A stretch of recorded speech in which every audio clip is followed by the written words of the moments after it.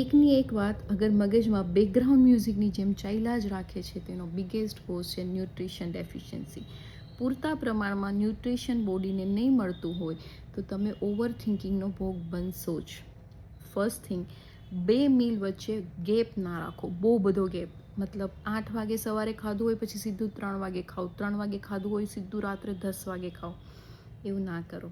Second, મોડી રાત્રે ના જમો, જેથી કરીને બોડીને પચાવવું પડે અને બીજે દિવસે સવારે હેવી લાગે. થર્ડ થિંગ, દરેક મીલમાં જેટલું બને એટલું પ્રોટીન ઇન્ટેક લ્યો, બધા જ પોષક તત્વો પૂરતા પ્રમાણમાં મળી રહે એવું ધ્યાન રાખો. ચોથું, એક પણ મીલ સ્કીપ ના કરો.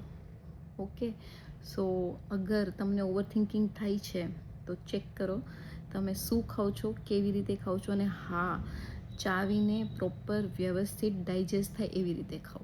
Okay, so check your meal, check your nutrition. ઓવર થિંકિંગને પ્રિવેન્ટ કરી શકાશે. Okay, stay tune for next overthinking cause.